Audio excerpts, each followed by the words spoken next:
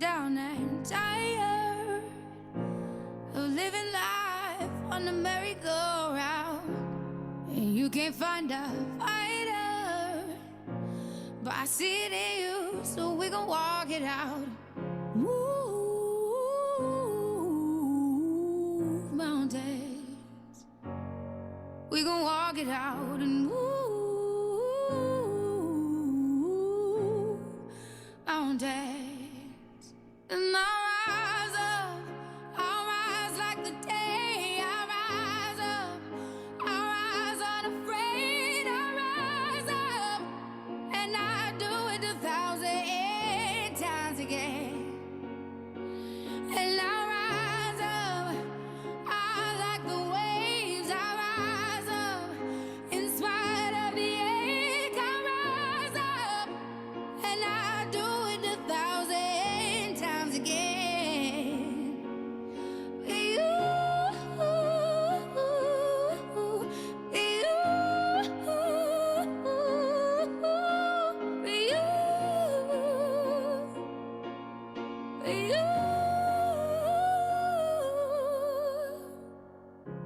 the silence isn't quiet, and it feels like it's getting hard to breathe. And I know you feel like dying, but I promise we'll take the world to its feet. Move mountains, bring it to its feet. Move mountains. And I'll rise like the day. I'll rise unafraid. I'll rise up, and I do it 1,000 times again.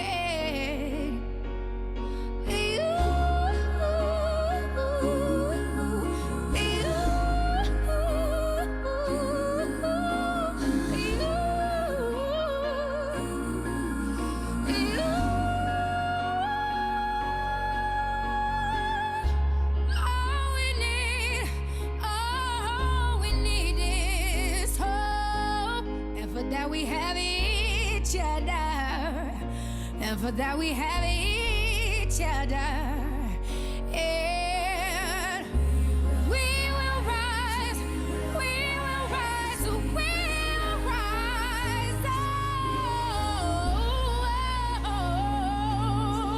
We'll rise. I'll rise up, rise like the day. I'll rise up, in spite of the ache. I will rise 1,000 times again. And we'll rise up, I like the waves. We'll rise up, in spite of the ache. We'll rise up, and we'll do it 1,000 times again.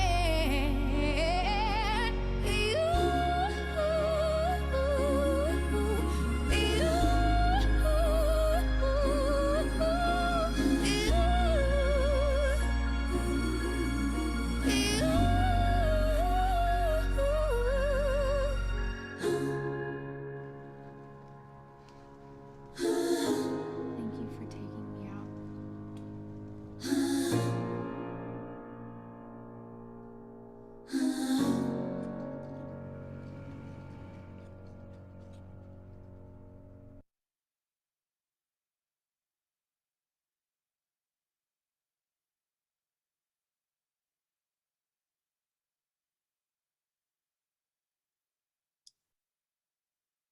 Welcome, everyone. We're so glad that you're with us today. We're just going to wait another minute or so as we have many more people joining. And so we want to just hold off for a moment while we get everyone in. But in the meantime, we have fixed the chat. And so thanks for your patience with that. As you join, would you please introduce yourself to all the attendees and panelists by dropping your name and your affiliation with a state affiliate or a congregation, and your location into the chat so we can just get to know who is with us today. And we're so glad you're here. So we'll just take another moment as you introduce yourselves, and then we'll get started in just a moment.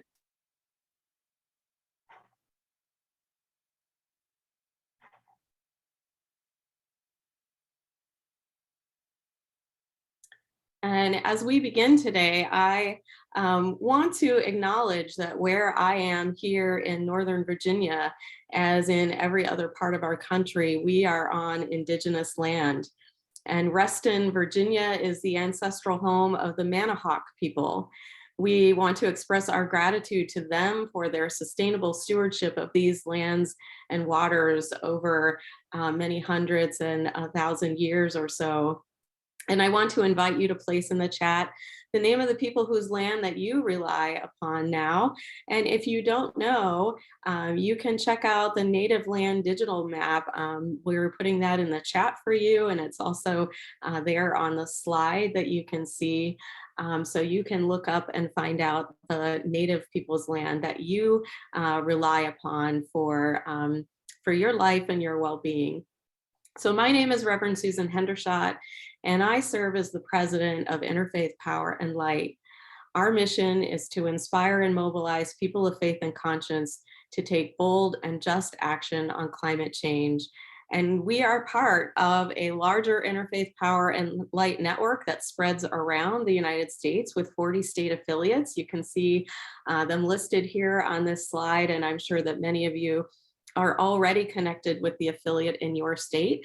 But if you're not, we encourage you to check them out and sign up and become a part of their list so you can get involved at the local and state level as well. And so today on our webinar, we're going to do a few things. First of all, we're going to talk about where we are now on climate action.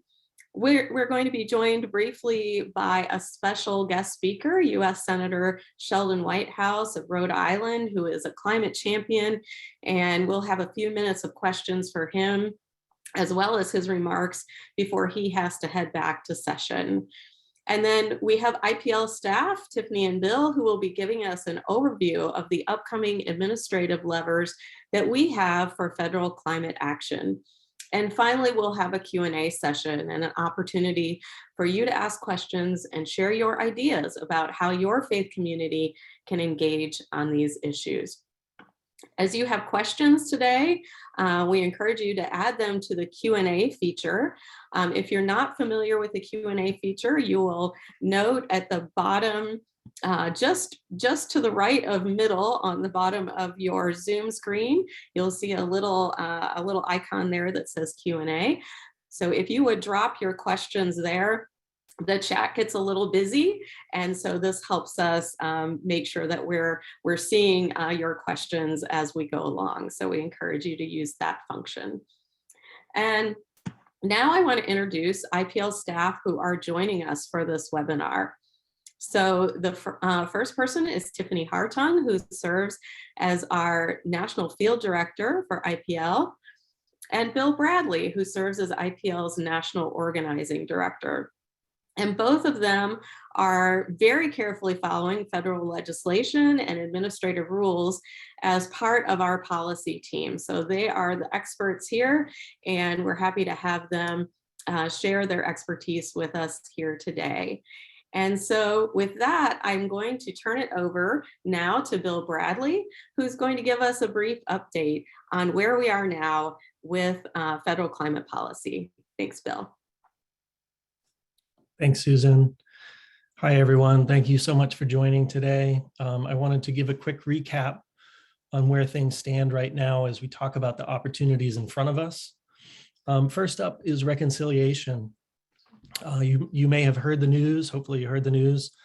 The bad news, unfortunately, that the latest reconciliation package, once again, Senator Manchin from West Virginia has decided that he would not vote for it. A little bit of background. Reconciliation is a process where legislation can be passed with 50 votes without fear of a of the filibuster taking over the legislation. And for over a year now, reconciliation packages have been worked on, and Senator Manchin and early on Senator Sinema from Arizona were in opposition to these packages. They were trying to get the 50 votes that they needed, and each time they would work on a package and there was opposition from the senators. More recently, it has been just Senator Manchin. And each time we've tried to whittle down the package, make it smaller, make it more palatable to that one senator. And again, this time the senator came out and said that they would not vote for this package. There is some hope that something could still happen in September, but at this point, with as many times as this hasn't happened, a lot of people are quite skeptical. But that's a little background on reconciliation and kind of where things stand right now. I also want to talk about West Virginia versus EPA, the Supreme Court ruling. You probably heard that ruling recently. 6-justice majority of the Supreme Court ruled that the best system of emission reduction underlying the Clean Power Plan, which is shifting generation from high climate pollution producing power like coal plants to low producing like solar plants, was not within the authority Congress granted to the EPA under the Clean Air Act. So the Supreme Court took that authority away from EPA. That's the bad news. We knew that there would be bad news. We just didn't know how bad.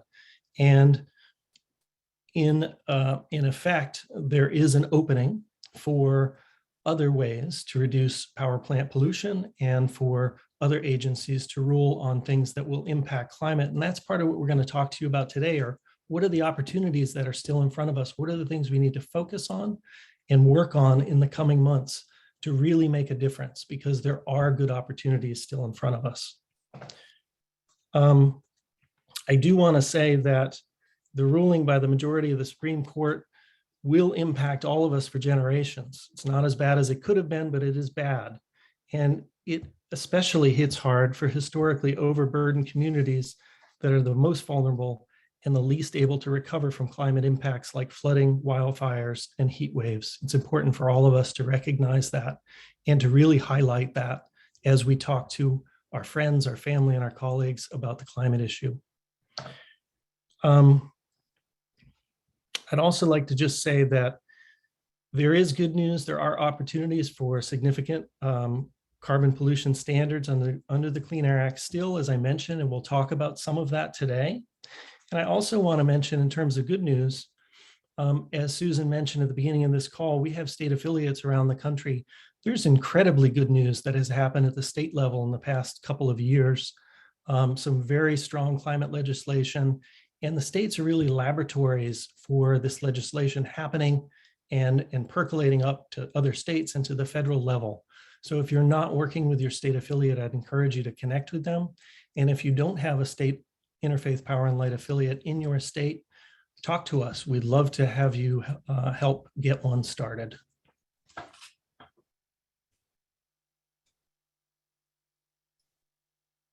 Great. Thank you very much, Bill. And we are still waiting for the senator to join us. We expect him to be with us here shortly.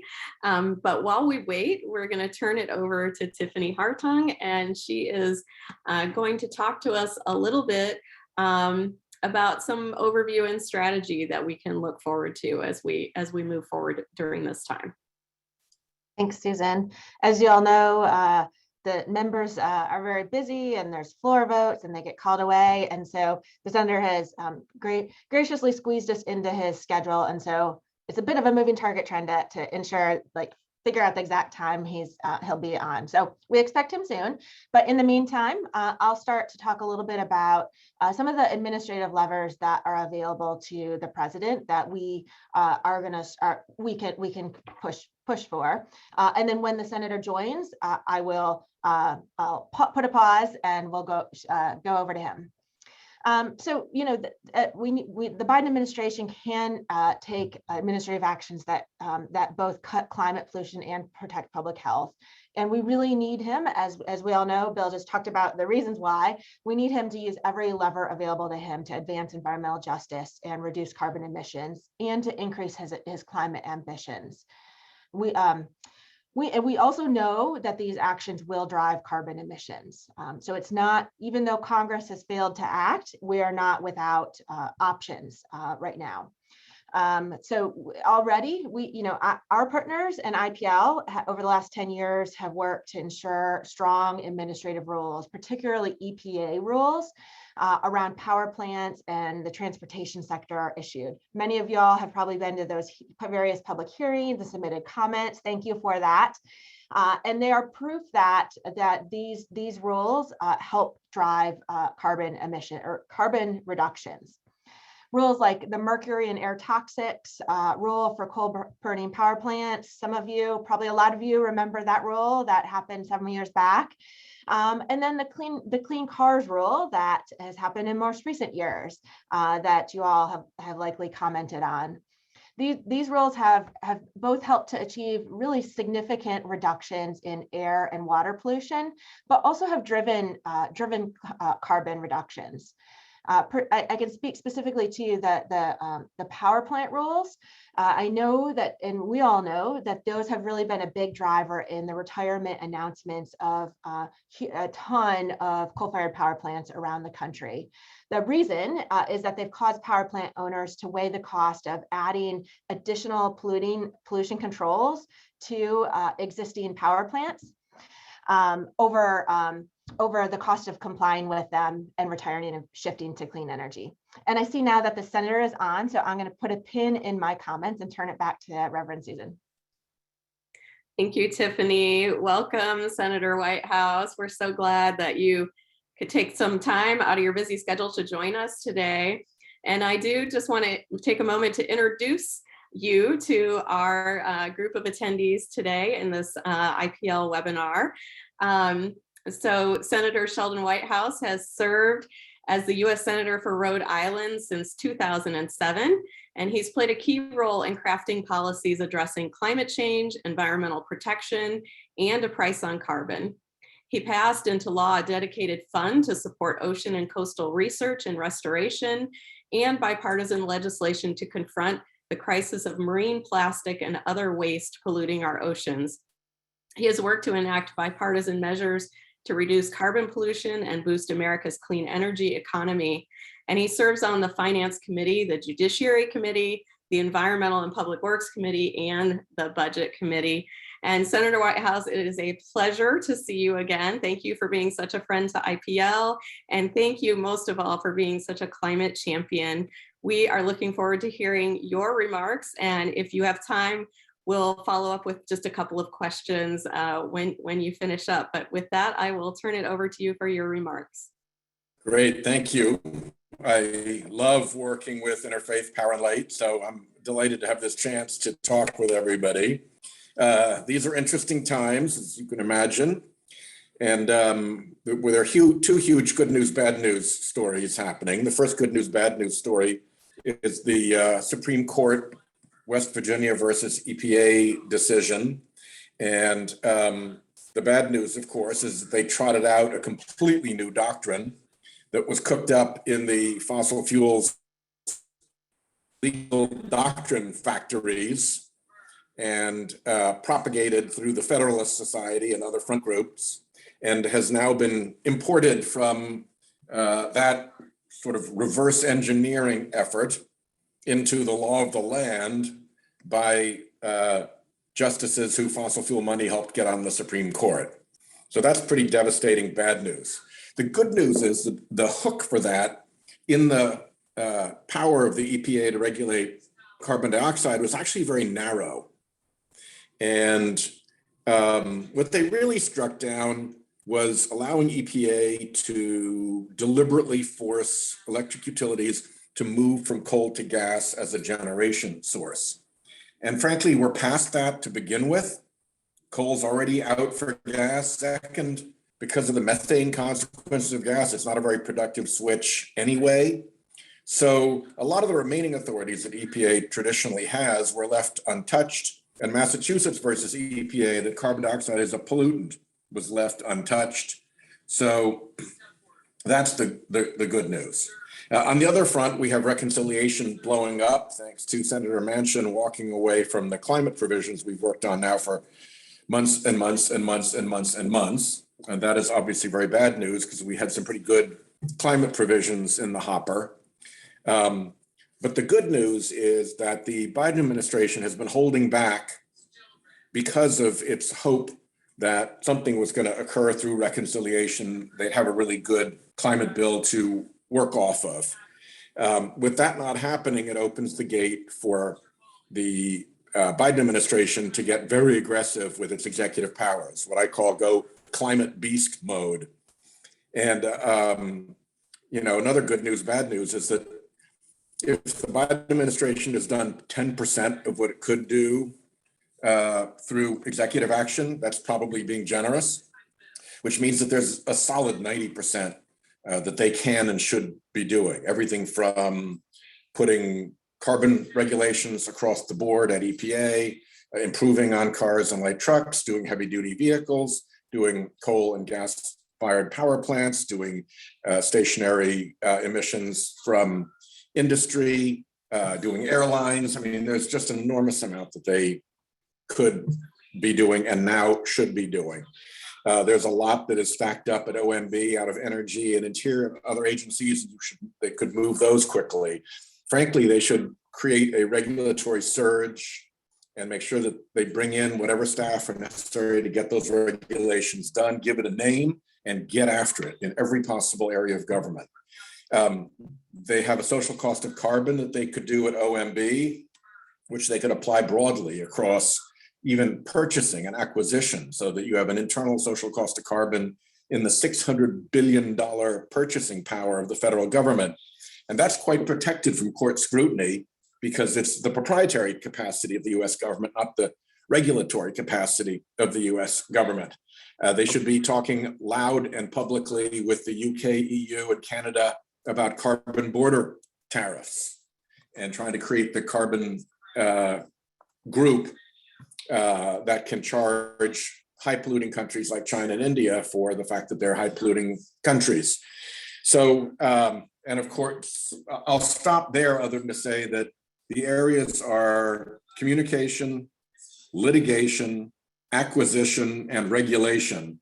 And across those four areas, there are 10 chapter headings that I put into a tweet. If you want to go dig it out, you can see what they are. And within those chapter headings, there are another 10 or 12 things you can do within, each or most of them. So I think it's really important that the environmental community say, okay, we understand you've been patient by the administration. We understand you've been hopeful about, getting a legislative measure, but that's all over now. So show us what you can do through your executive powers. Do it all, do it fast, do it strong. And with that, I think some of us actually feel kind of a little bit freed and relieved after all the constraints of, oh no, but wait, oh no, but we can't do that. Oh no, but that might disrupt someone. All right, enough. We're free now. Let's roll. That's great. And do you have time for just a couple of quick questions before you have to run? Sure. Yeah, I just have to get down to a vote. Well, the first question, and I think we're sort of alluding to some of this here, but I think folks are really interested in, this notion that President Biden would declare a climate emergency. There's yeah. Give me one sec. Keep talking. And I guess we're curious to know what you think the opportunity for that is. Do you think it might happen, and what implications might that have for some of these things that you're suggesting that could go through executive action? So declaring a climate emergency doesn't do a thing by itself. It doesn't reduce a single pound of carbon dioxide emissions. It doesn't stop a gallon of oil from being burned.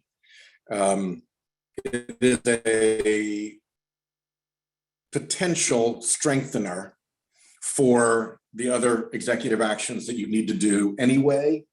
And the place where it's established to give the president extra authority is that the Trump model of declaring a border emergency that then allowed Trump to move dollars out of appropriated defense funding and move it over to Homeland Security funding so that it could be dedicated by him to building the border wall. The Supreme Court just upheld that for Trump. So at a minimum, what an emergency declaration would do is that it would give President Biden flexibility in moving money among departments to achieve key goals. Doesn't help on the regulatory side, doesn't help on the litigation side, helps a little as a piece of a larger communication strategy, helps a bit as I described in the funding side, but it's no panacea. Mm-hmm. And I think our response, if he does that, and I'm hearing he may very well not do that, our response should be, well, that's all well and good, but now let's act like it's a climate emergency, not just declare it one, and let's do all the things that will actually affect outcomes. And, here's the list. Go get them. Absolutely. Which leads to another question, which is, how can we support you? What do you need from us as a faith-based community of advocates? How can we best support these efforts that you're talking about right now? Now that reconciliation is at least on pause, if not on life support, what can we do to support this work? I think communicate through every environmental organization that you can, including this one, to the Biden administration, that there's lots that they can do, and now's the time to go whole hog. Just do it all. Mm-hmm. And treat this like the Normandy landings. Who's going to be the Eisenhower to make sure that it's organized? What are the deadlines? Who's going to clear the detailees to come in from Region 1 EPA to help support EPA writing these regulations? If you can believe it, Administrator Regan told me that he couldn't write regulations any faster because he didn't have enough staff. He's got 14,000 employees.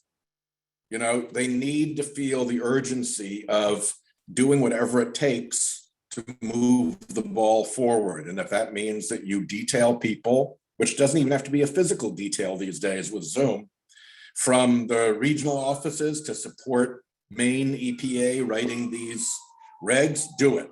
In the past, they've borrowed experts from state environmental agencies to help them write regulations. Do that. But, it ought to be somebody's job in the White House when they come up with an excuse like, I only have 14,000 personnel, I can't write this regulation, to kick them in the rear end, send them back to their office and say, you've got 2 weeks, get it done. Mm-hmm. That's great. And of course, we're with you all the way. So we will be doing that, including making those Hill visits and virtual Hill visits with our members and our representatives. So Senator, I know you have to run. I know you've got to vote. We want to thank you so much. Great. I'll wrap up, but remember, it's regulation. It's regulation across all the different agencies. It's a new and much more aggressive communication strategy that calls out corporate America for doing nothing and calls out the fossil fuel industry for doing evil. It's acquisition, because the purchasing power of the federal government with $600 billion spent a year is enormous, particularly with the social cost of carbon driving those decisions. And it's litigation, because we've won big lawsuits against big fraudulent industrial efforts before. The best example is the tobacco case that the Department of Justice won for the tobacco industry misleading the public about the harms associated with its product. So those are 4 big arenas in which they should be acting. And thank you so much for all your work and effort. Well, we're glad to be on the same team as you. Thank you so much, Senator. Take good care.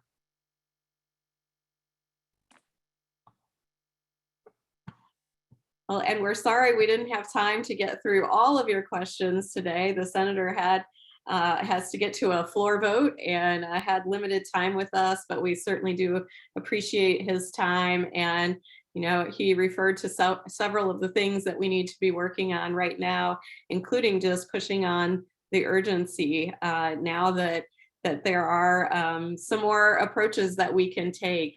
So I love the fact that he's so positive about all of the things that are still in front of us that we can still do. And it's clear that we need every tool in that toolbox to change the trajectory of carbon emissions and the climate disasters that we're seeing. And so I want to go back at this point to Tiffany Hartung from our team to talk about some of those opportunities that are before us.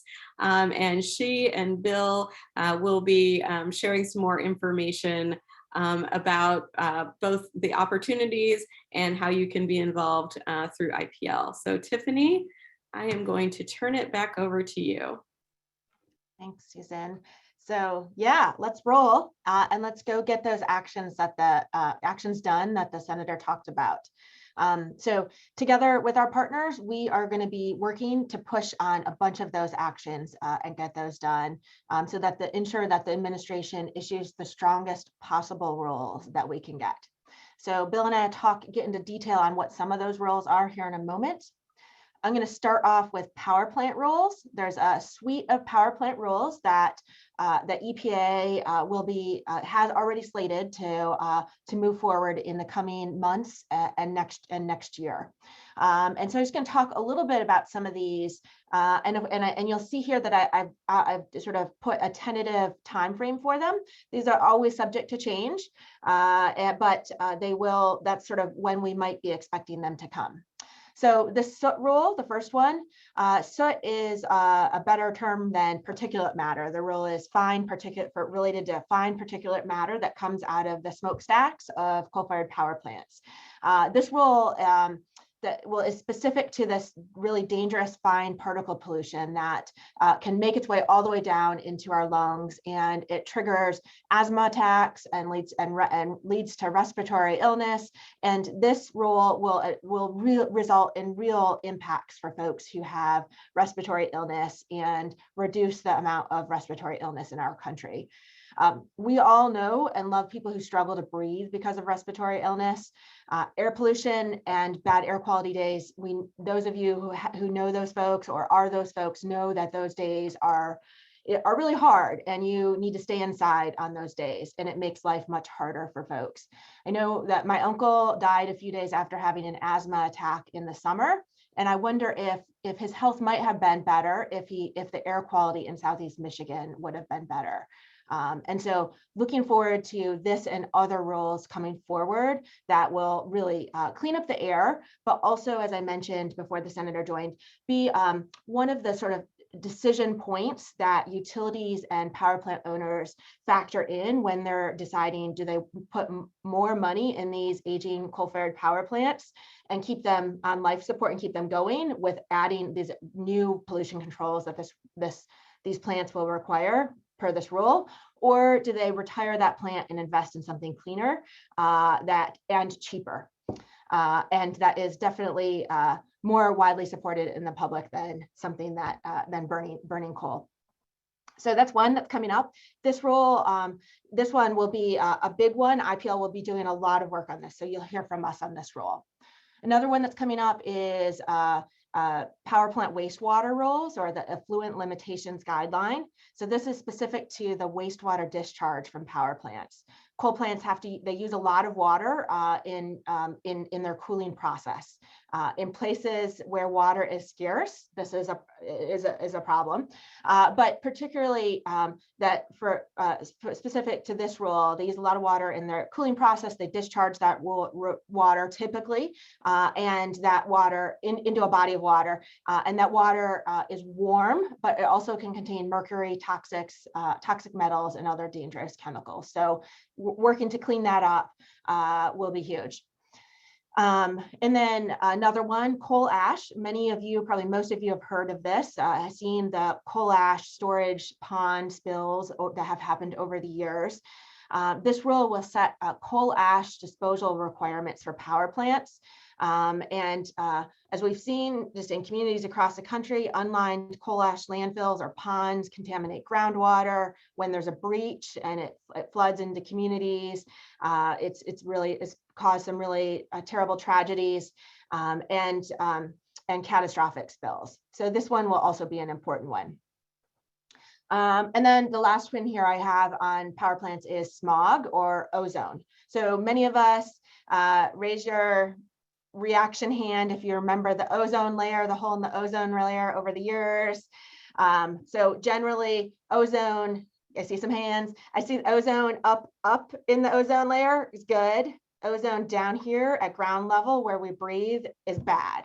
And sort of the real scientific analysis there. But pollution causes smog, it causes difficulty breathing, and can also exacerbate respiratory illness. And that is also one of the big pollutants responsible for those ozone action days or some of those bad air quality days when it's hot in the summer. So increasing restrictions around that will really, updating the ground level ozone standards will be meaningful, but also help again with power plant owners, the decisions that they're making around continuing to keep these coal plants online. So I'm gonna turn it over to you, Bill, to talk a little bit about some of the upcoming transportation rules. Great, thanks, Tiffany.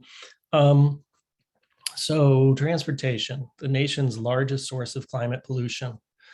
Important to note that, because if we're going to deal with the problem, we want to get the biggest bang for the buck. And right now, transportation is number one. It overtook power plants a few years back.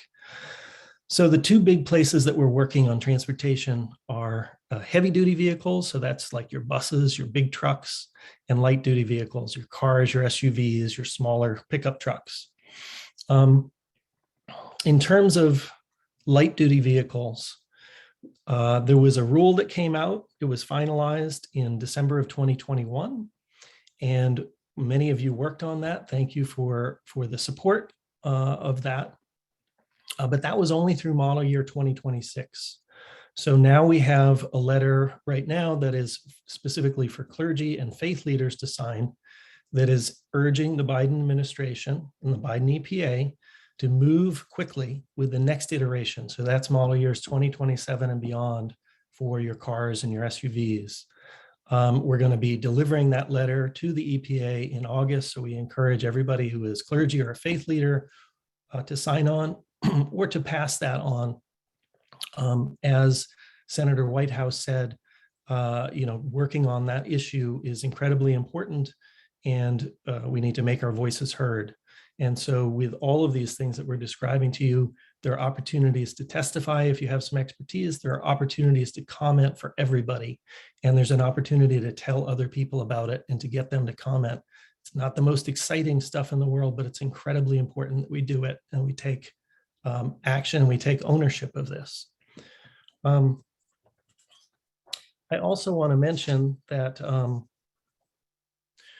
as Senator Whitehouse said, it's important that corporations are held accountable. And one of the things that we're working on is auto accountability to make sure that the companies are not just talking the good talk, but actually acting.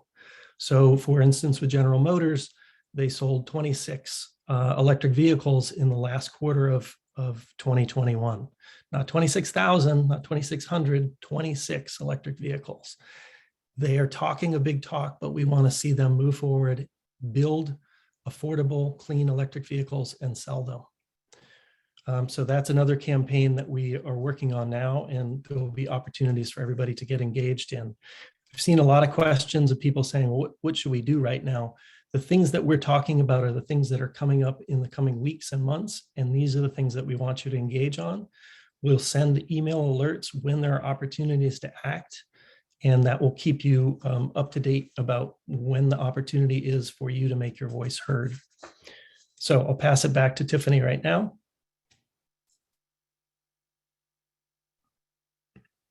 Thanks, Bill.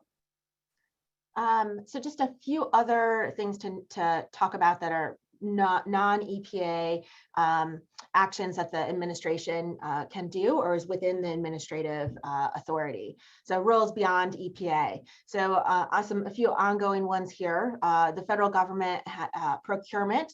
The federal government has a lot of buying power, and the federal government can use its vast purchasing power to buy climate-friendly materials, things like clean steel and cement. And this will help drive the market and create clean manufacturing jobs. In addition, appliance energy efficiency standards, just huge, not super exciting detail, but a lot of opportunity around updating as the Department of Energy sets appliance energy efficiency standards and updates those standards. There's a lot of energy savings opportunity there. And so these are due to update, the DOE is due to update the energy efficiency levels for various appliances and equipment coming up, like hot water, furnaces, and heaters. And so as these are going, we need to also ensure that there's the strongest possible updates happen there. I will turn, and I'm going to turn it back to Bill to talk about some oil and gas rules as well. Great, thanks. So talking about oil and gas, we're talking about methane here, methane pollution. It's a serious climate warming potential. It's about 80 times stronger than carbon dioxide in the first 20 years. And we have a lot of it that is simply leaking, being wasted from the infrastructure that exists right now, either wells that are done and haven't been capped properly, the infrastructure to store the methane, the infrastructure to transport it is leaking. These are obvious things that we need to deal with in addition to reducing our methane pollution overall. And there are opportunities to act there. There is really good news for us in terms of the Supreme Court ruling that was talked about earlier around methane. Clearly, there are opportunities for the EPA to still act. There isn't any kind of concern there about their action. So this is a place that we need to focus and we need to encourage bold action. I do want to say with that, we have a couple of things coming up. We've got a methane rule that happened the end of last year. There's a supplemental rule that's going to make it even stronger. That's going to be coming out soon. There's going to be an opportunity to comment. We'll let you know when that opportunity happens. And we need people to comment. We need you to get the word out to your friends and your colleagues and have them comment as well. The more comment, as Senator Whitehouse pointed out, that we can drive to these agencies, the more they can take bold action and be strengthened by the public in doing so. The second thing that's an opportunity right on the horizon is a methane rule for Bureau of Land Management. So those are, you might have camped on some of those lands, mostly in the West.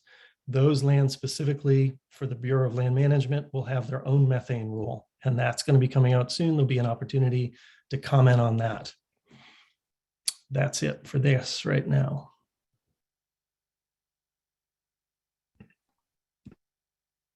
Thanks, Bill.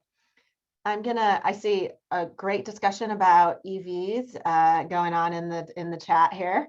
It's great. I'm gonna transition us to start talking about ways that we can help advance the strongest possible rules that we've talked about. So a couple of things.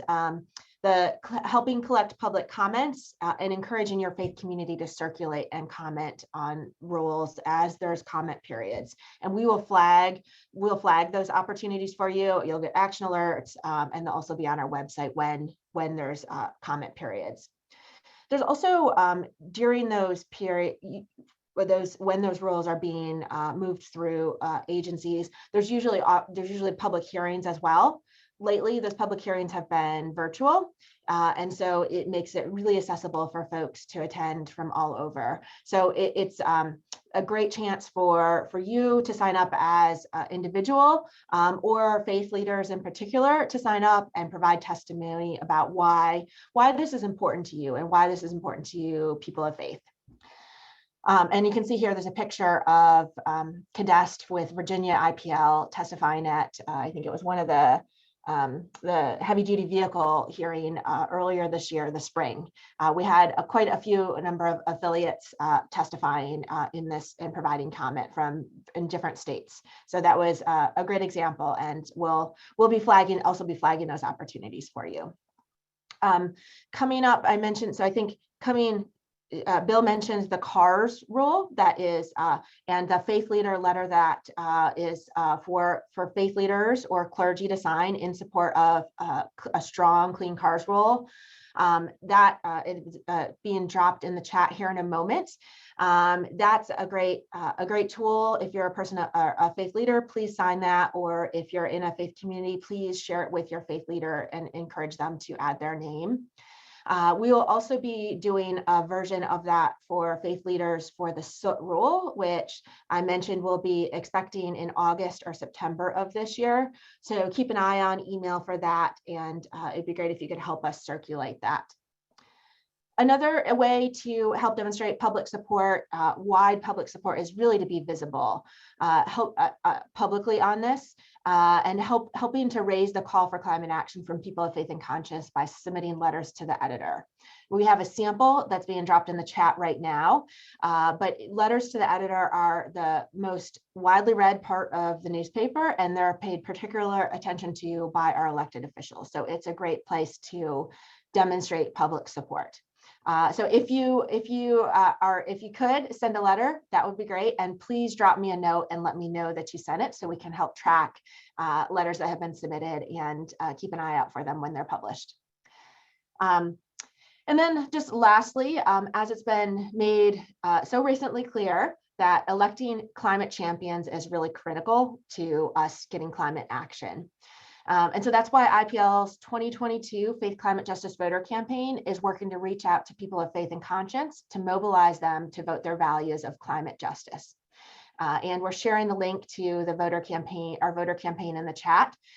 We need your help, and we need you to sign up to get involved here and help reach out to other faith voters and share things about our faithful voter reflection guide, and make sure that they're ready and registered to vote, and then remind them to vote.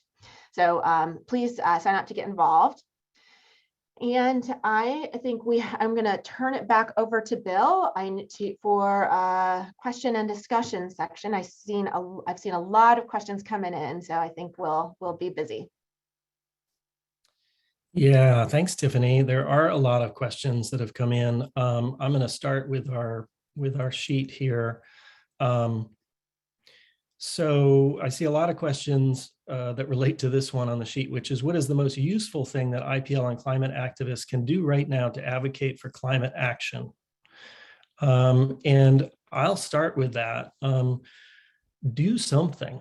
Nobody can do everything, but everybody can do something. So we've given you a list of different things. We're focused primarily on the administrative actions, and we told you that we will get an email out when those opportunities arise, because they happen within a window, usually a 30 or 60-day window that you can comment. So that's incredibly important, that we get as many people as possible to comment on those agency rules when they happen, when the comment period is open. Tiffany just talked about the voter campaign. The Faith Justice Voter Campaign is happening from now through the end of this year. Please get engaged in that. I talked earlier about working state level and engaging with your state affiliate and connecting with them and working on some of the really important state level climate legislation that's happening, that is an innovation for things that might happen in other states or at the federal level. All of these things are important. One of the very simplest things that we can do is talk to our friends and family, because this issue does not get talked about enough. People are often afraid to talk about it. They feel like it's going to start an argument. But for the most part, people are willing to talk about it. It's a discussion that needs to be had. And when I say talk, I mean a give and take, not just a dialogue to someone, but an actual give and take. These are all important things you can do. And Tiffany, I don't know if you have other suggestions. Yeah, I agree with the talking to your people. We have starting from a point of we have shared values. Our values call us to care for this earth. So let's start at that point, or call us to care for our neighbors. And like, that's a starting point.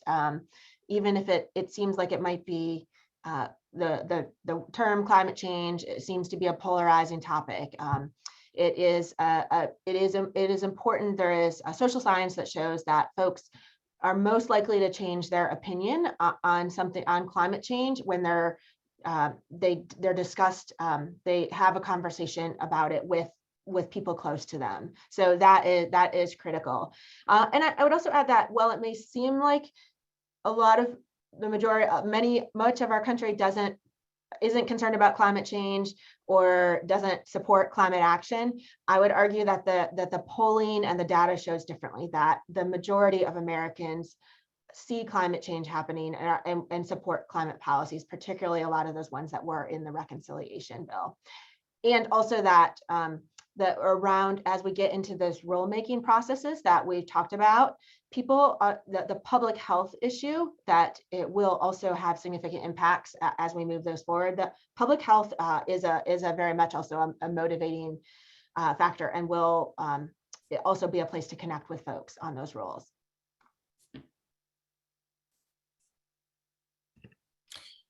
I see one question in here that I can speak to, Bill, that was on the administrative rules, a couple of questions. Okay. About, there's a lot of questions, y'all, about the dates specific to the slide I had on the power plant rule. So it's a question about what are the dates that I put on the power plant rules mean. So that is generally, and there was also another question about what does it mean that the rules are coming up. So I can generally speak to that. The EPA and other agencies have sort of a timeline when they are slated to update or move forward or promulgate various rules. And so these are ones that they have sort of calendared or talked about, are expected to be coming up based on those activities. That said, the senator said the EPA has some constraints and it can only do so much staffing wise. So sometimes there are delays. We definitely know that under the previous administration, funding for EPA was cut a good bit. And so sometimes there are delays from capacity perspective, but also I think more often there are delays because of pressure from industry groups. And so that's where our demonstrating wide public support and turning out tons and tons of comments is really helpful, or just even in the lead up to before these rules are issued, like having a lot of the public that having this issue be visible and be seen will help ensure that the agencies move forward with these rules and don't delay them, because they may have them, it's slated for August, but it's not a hard deadline. It could push to next year if there were for various reasons, but that seems probably unlikely,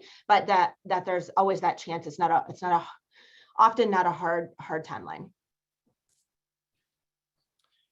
So I want to jump into, there's been a number of questions that all relate to the CARS campaign and the work that we're doing around vehicles and transportation.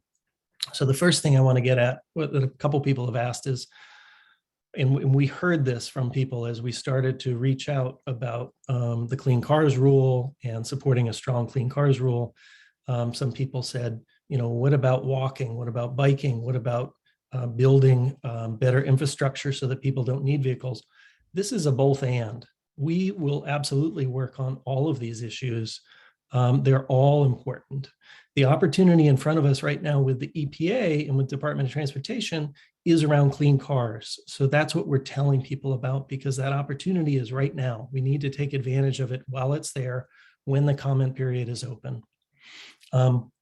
But we certainly look at that as a holistic approach, that we work on trying to cut down our need for driving as much as possible, and to open up other opportunities that are really healthy and beneficial to people in terms of walking and biking infrastructure.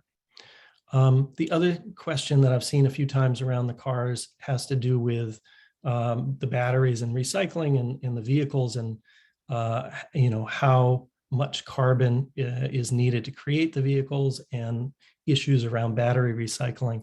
These are all things that that we look into as we do this work, and we recognize that with electric vehicles, part of the equation is that we're going to have to be able to recycle 100% or nearly 100% of the batteries.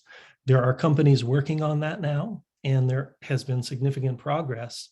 But it's something that we also will need to push for legislation that says the auto manufacturers will be needed to deal with recycling these batteries and making sure that that the materials used in the batteries are used over and over again.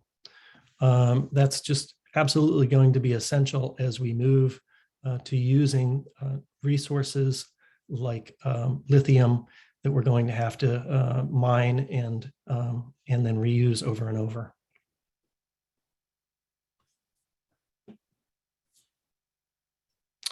Let me see what else we've got here. There's a question, and I've seen this a couple times, about did the administration reach out to Republicans on the climate infrastructure bill or just Senator Manchin? Okay, so the infrastructure bill passed last year, and that was a bipartisan bill that passed. It did have some climate components to it. It wasn't a lot, but it was something, and it was bipartisan legislation. The reconciliation bill that we're talking about,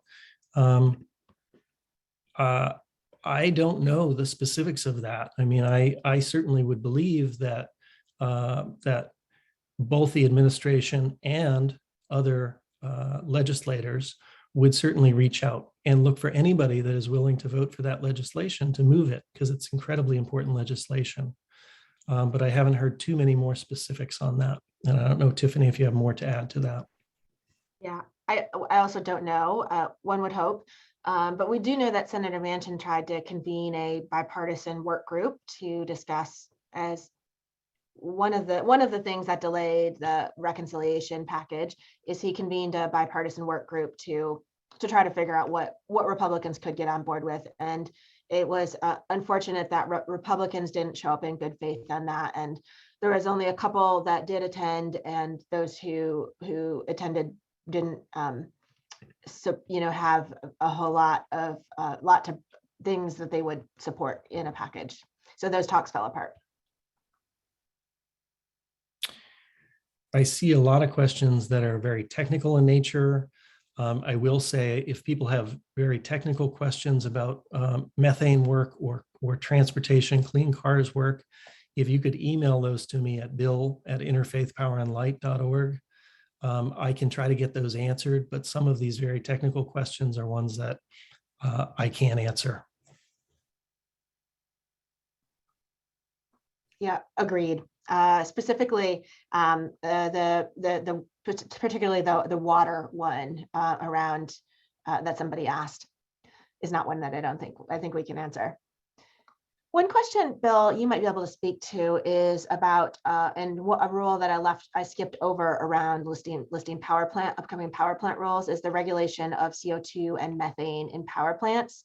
And we know that EPA was slated to move forward with beginning a rulemaking process around that. And the Supreme Court decision postponed that a bit. Are you able to speak to that anymore about where we are in that process? Only that I expect that process will now move forward. It was really on hold, waiting for the Supreme Court to see what that decision was like. And as we said, that decision was bad, but not as bad as it could have been. It does leave open opportunities for the EPA to address carbon emissions from power plants. So that will certainly move forward at this point. I don't know the specific timing of it. Yes, stay tuned. We will be in touch with you on when that does happen. I see a good question here and about how effective, specific to the comment periods, how effective are sign-on letters versus individual comments? Is putting your email address on a sign-on, can you also make, if you put your name on a sign-on letter, can you also make it an individual comment as well, and will it count? Yeah, I would say it's certainly worth, if you have a comment to make whether it's a personal experience or whether it's technical expertise, that you do that in addition. Putting your name on a petition is certainly helpful, but delivering your own individual comment with a personal story, an anecdote from your life, or some technical expertise is the way to go. Part of this for an agency is simply counting how many say, yes, we want this, how many say, no, we don't. So having those numbers and getting people to turn out is incredibly important, just simply signing it. But having some advanced comments beyond that, and as Tiffany talked about earlier, doing something like a letter to the editor of your local newspaper is incredibly powerful, but clearly takes more time than simply signing on to a petition. Yeah, and I think particularly those personal stories that Bill mentioned are really important, that including in your comments why this updated rule what this will mean for you and your family and your community, and how it impacts your community. Is there a power plant in your community? And naming that, and naming the community you're in and what that means. And it is really critical that we demonstrate huge numbers of comments in these proceedings, but also that the regulators they are also people and human, and they do and are moved by those stories, and telling those, including those really personal stories, give them examples to point to as they're and highlight and lift up as they're moving through the process.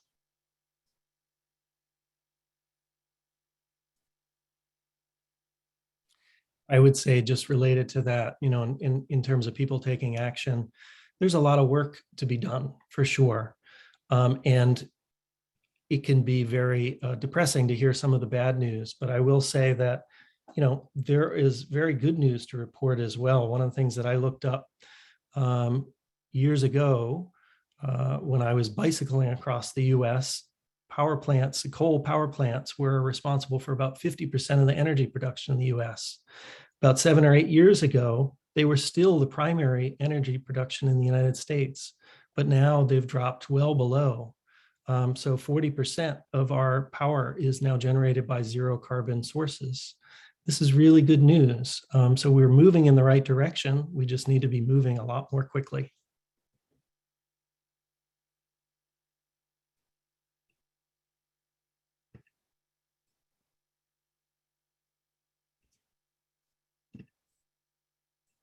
All right, I'm just trying to look through some of the questions that are coming in to see what else we can actually answer.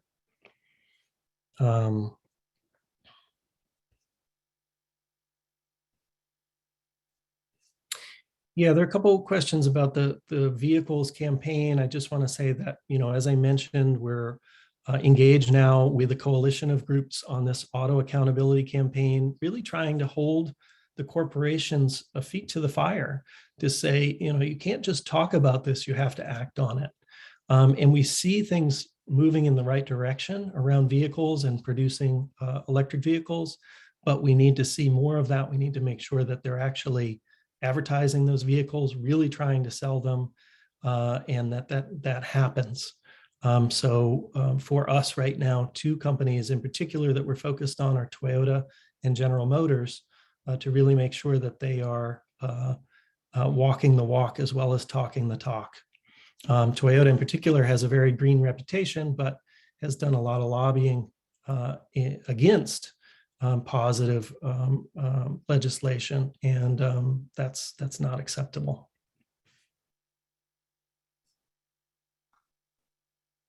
Thanks, Bill. So I'm going to wrap us up. Thank you to everybody who joined, and we will send this recording out along with all the links that we shared, and look forward to working with you on as these rules begin to move forward later this year. So thank you for all you do.